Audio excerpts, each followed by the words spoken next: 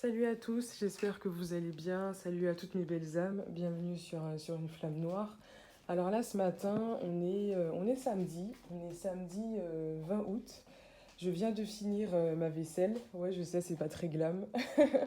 Mais en fait, pendant que je faisais ma vaisselle, j'ai pensé à quelque chose et je me dis, bon, je vais vous le partager en toute simplicité, sans voilà, tourner autour du pot, juste aller droit au but.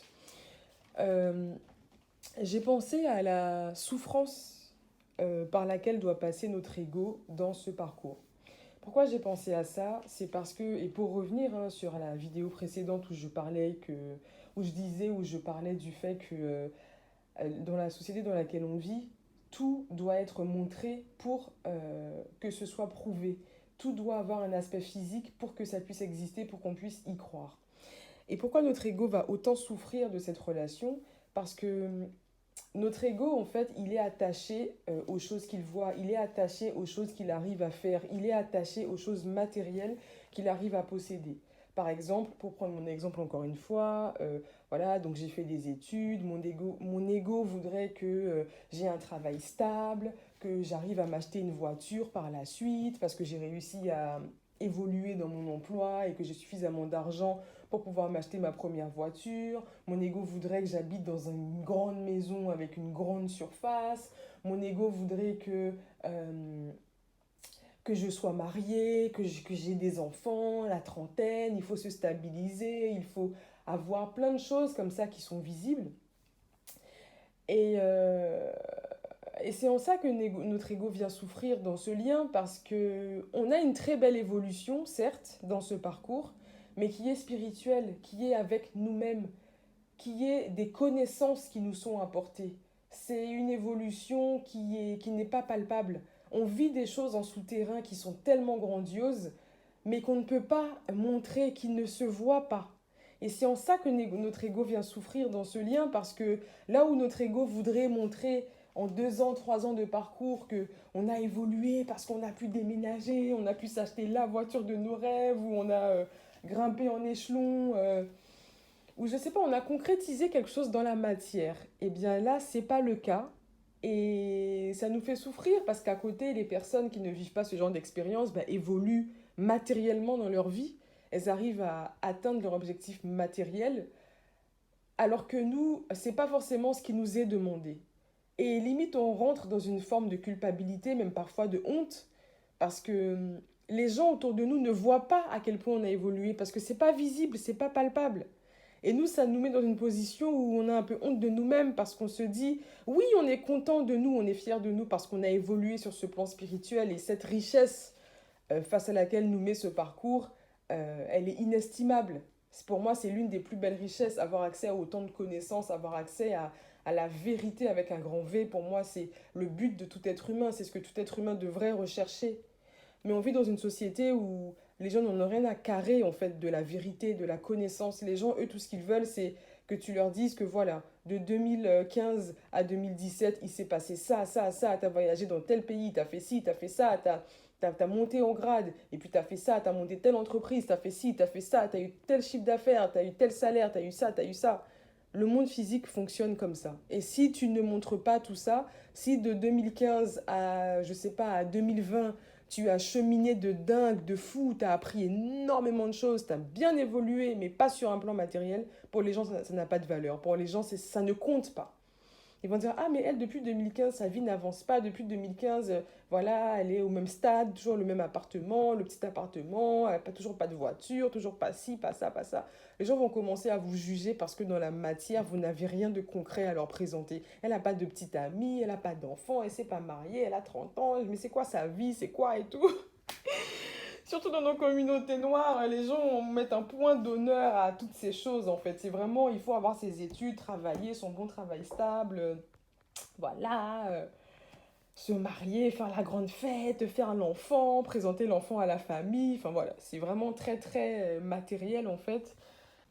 Surtout que j'ai grandi dans une famille, un environnement qui compte, où les femmes comptent entre elles, limite si ce n'est pas en mode compétition, comptent entre elles le nombre d'enfants qu'elles ont. J'ai 2 enfants, t'en as trois, j'en ai quatre. Enfin voilà, c'est vraiment un genre de compétition à laquelle fera le plus d'enfants. Et moi, à côté, qui en est zéro pour l'instant. Donc, complètement aux antipodes, complètement au...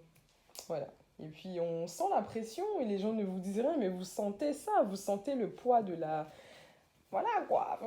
À quand ton tour? On est déjà à trois quatre enfants. À quand ton tour? Chacun son chemin de vie. Chacun son chemin de vie, pardon. Faut pas me mélanger. Chacun son chemin de vie. Et en tout cas, pour moi, par rapport à ma propre histoire, pour ma part, c'est en ça que ce lien vient vraiment me challenger parce que il est venu tout renverser en fait. Moi qui vraiment essayais de cocher toutes les cases de la société, comme je l'ai déjà dit dans d'autres vidéos, là, il m'a mis face à un temps d'arrêt.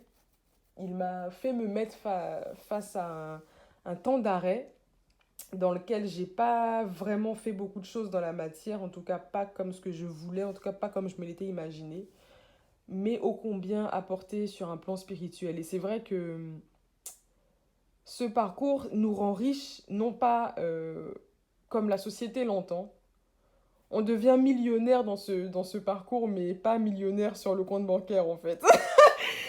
On est millionnaire, mais sur d'autres plans. Et c'est une autre forme d'être millionnaire, c'est une autre façon d'être successful, comme les gens aiment le dire dans cette société. C'est peut-être pas un succès qui est palpable, mais c'est un succès qui vaut de l'or dans le sens où, pour moi, c'est la plus belle des richesses en fait que d'expérimenter toute cette connaissance et puis de le retransmettre aux autres. Vraiment, de comprendre le monde dans lequel on vit, pour moi, c'est tout démarre de là. Une fois que vous avez compris ça, les choses matérielles, vous les attirez comme vous voulez en fait. Et c'est ça que les gens souvent ne comprennent pas. Les gens pensent que tout est physique sur Terre. Tout n'est pas physique. Les personnes qui savent très bien que avant que toute chose soit physique, elle est d'abord spirituelle, elle est d'abord invisible. C'est l'invisible qui appelle euh, à la matière, qui crée la matière. Avant qu'une maison soit dans le physique, elle a été dans l'invisible, elle a été dans les pensées de quelqu'un. Et c'est en ça que je peux me faire le parallèle entre le yin et le yang. T'auras beau avoir, euh, t'auras beau avoir tout le matériel que tu veux, mais si en amont tu ne l'as pas pensé, tu ne l'as pas imaginé, tu n'as pas fait appel à ta créativité, donc ton énergie yin, pour créer, hein, pour manifester donc ce yang dans la matière. Et c'est pour ça que je dis toujours, hein, ça sert à rien de vouloir comme ça diviser le yin et le yang. L'un ne va pas sans l'autre. La matière sans imagination, sans pensée, n'existe pas. Idem que l'imagination, les pensées, les idées, sans matérialisation, sans concrétisation, n'existent pas non plus. Donc trouver un bel équilibre. Et puis rappelez-vous, bon même si là j'ai encore dévié parce que le thème principal ce n'était aucunement le yin et le yang, je pense que je réserverai une vidéo spéciale peut-être à ces énergies-là que sont le yin et le yang, de manière plus approfondie peut-être. Mais rappelez-vous que la femelle sans le mâle est stérile et inversement, le mâle sans la femelle est aussi stérile. L'un ne peut euh, exister sans l'autre. Ces deux énergies sont primordiales pour toute chose. Toute chose. Et quand on comprend ça, je pense que on arrive à embrasser en nous ces deux énergies et ne pas les faire être en conflit. Et même en astrologie, hein, ça se vérifie. Bon, c'est vrai que moi, vous avez compris maintenant hein, que j'aime toujours faire le parallèle avec l'astrologie parce que pour moi, l'astrologie, c'est un magnifique outil qui permet juste de mettre des mots symboliques sur comment fonctionne l'existence, hein, le monde. Même en astrologie, ça se vérifie. Euh, Lorsque Mars, qui est l'énergie masculine, rencontre la Lune, qui est l'énergie féminine, ça crée de la fertilité. Souvent dans les thèmes astro, les astrologues qui font les synastries de couples mariés ou même de couples en fait qui ont envie d'enfanter, qui ont envie d'avoir des enfants, qui ont pour projet d'avoir des enfants. Et j'en parlais dans une vidéo hein, quand j'évoquais la synastrie de Christina Milian et de Matt Pokora qui ont justement cette belle conjonction Mars-Lune. Mais en astrologie, ça se vérifie que lorsque Mars rencontre la Lune, il a envie en fait de créer, de procréer. Et la Lune aussi voit Mars comme son idéal entre guillemets masculin pour pouvoir procréer, pour avoir des enfants. Donc les choses marchent comme ça entre elles. C'est une énergie masculine et une énergie féminine qui créent ensemble, qui arrivent à être plus forts ensemble. Voilà. Bon, je vais m'arrêter là parce que sinon je vais me perdre et je vais vous perdre, mais je pense que vous avez compris l'essence du message. Je finirai sur ça, mais je vais surtout vous lire une note que je m'étais écrite. Alors je pense que ça remonte à un peu de temps, 5 6 mois facile. Euh, je m'étais écrit et cessez de nous critiquer, nous les yin, car le monde appartient aux créatifs. Sans création, la vie n'existerait pas. Alors oui, pour matérialiser les choses, il faut du yang, mais les deux énergies sont complémentaires. Et encore une fois, l'une n'est pas en dessous ou au-dessus de l'autre. Avant toute chose, il a fallu une imagination fertile pour la penser, cette chose. Ce n'est qu'après avoir eu les idées que le yin doit rentrer en contact avec le yang pour ancrer son idée, pour ancrer son projet. Le yin porte la vie. On n'a rien inventé. Alors embrassez votre yin et embrassez votre yang à la même hauteur en fait. N'essayez pas de placer une énergie au-dessus de l'autre. N'essayez pas de faire rentrer ces deux énergies en conflit car elles sont simplement complémentaires. Pour prendre un exemple tout bête, lorsqu'un enfant naît, alors oui, après l'être humain a mis en place des process et puis voilà, a transformé les choses pour quand même qu'une femme arrive à enfanter sans mari, enfin bref.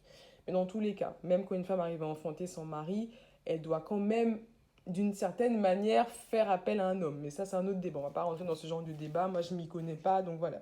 Je parlerai pas de choses que je ne connais pas, mais pour revenir en tout cas aux choses très basiques de la vie, pour qu'un enfant naisse, il faut bien qu'il y ait un homme et une femme.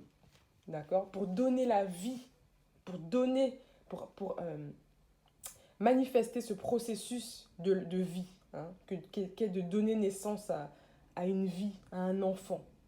Il faut un homme et une femme. Si ces personnes-là étaient en division, cette vie-là n'aurait pas pu exister. Ok?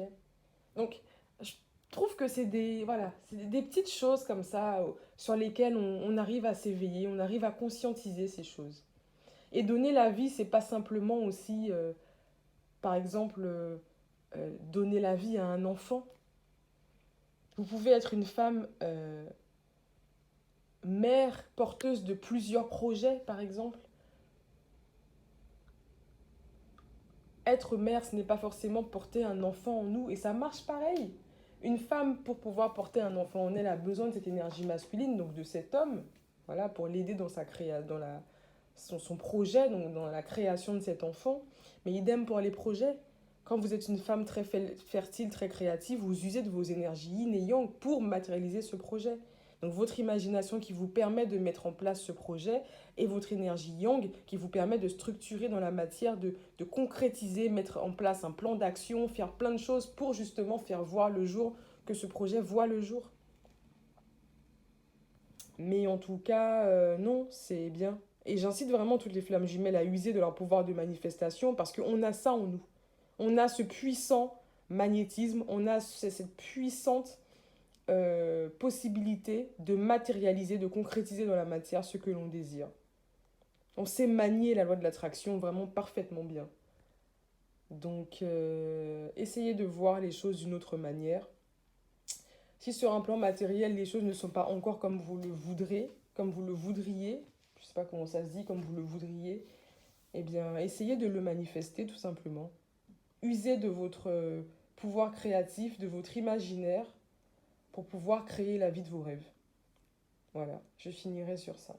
C'était un partage assez court, je ne sais pas qui est-ce qu'il touchera, je ne sais pas qui est-ce qu'il inspirera, mais rappelez-vous que même si les choses ne sont pas encore visibles dans la matière, dans l'invisible, ça travaille fort, et que ce n'est qu'une question de temps pour justement que les choses prennent forme dans la matière. Si vous y croyez, si vous persévérez, si vous gardez la foi en votre chemin, en votre vérité, et sans jamais vous comparer à un tel, parce que ça c'est la meilleure manière de se dévaloriser et d'être mal dans sa peau et dans sa vie, croyez-moi que vous irez partout où vous le souhaitez. Voilà. Mais restez focalisé sur votre propre vie, sur vos propres désirs et ne vous comparez qu'à vous-même. Peut-être que celle-ci de 2015 à 2020, elle n'a pas eu dans la matière ce que la société aurait voulu qu'elle ait, ou même ce que son ego aurait voulu qu'elle ait. Mais de 2015 à 2020, crois-moi que tu n'es plus la même personne sur un plan euh, spirituel, sur un plan émotionnel, sur un plan psychique, sur un plan intellectuel. Tu as appris énormément. T'as accumulé énormément de savoir. Et ça, pour moi, c'est une très belle avancée. Ça, pour moi, c'est... Il y a plusieurs manières d'évoluer dans la vie. Et pour moi, c'est vain et c'est une illusion de penser que l'évolution n'est que matérielle. Voilà. En gros, c'est ce que je voulais dire. L'évolution n'est pas que matérielle. Et c'est en ça que notre ego vient souffrir dans ce lien, parce que c'est pas matériel. Voilà. On a rencontré l'amour de notre vie, mais il n'est pas visible dans la matière. Voilà. Et ça crée de la frustration, parce que nous, on aimerait présenter ce grand amour à nos parents, voilà, pour vivre une vie égotique, hein, comme on nous le vend. Mais c'est pas le cas. Et c'est ça qui fait mal, ça fait très mal, parce que on n'a rien à présenter aux gens dans la matière. Voilà. Mais cet amour nous dit qu'il n'y a rien à prouver. On n'a pas à prouver à l'autre que, voilà. Enfin bon, il y a plein de choses comme ça, hein, sur lesquelles on peut réfléchir. Et puis n'oubliez pas aussi, hein, cette relation invisible peut se manifester dans la matière si, voilà, on l'appelle, si on commence à utiliser notre pouvoir de manifestation pour manifester dans la matière cet amour. Ok. Plusieurs petites choses sur lesquelles on peut penser, on peut réfléchir. Voilà, c'est des petites pistes que je voulais vous partager aujourd'hui. Et voilà, voyez toujours votre verre à moitié plein et pas à moitié vide. C'est vrai que notre ego, quand il est dans sa souffrance et que voilà, on est constamment à pleurer, pleurer, pourquoi. Mais il est important parfois de se regarder et de se dire non plus pourquoi, mais comment je peux avoir ce que je veux. Arrêtez de se dire pourquoi je n'ai pas ça, mais comment je peux l'avoir. Et rien que ça, je pense, ça peut faire une petite différence. Voilà. Bon, allez, bisous, bisous mes belles âmes, prenez soin de vous et très beau week-end à vous. Le soleil est revenu parmi nous. En tout cas, là où j'habite, il y a du soleil à nouveau. Les pluies se sont arrêtées, donc voilà. Bisous, bisous.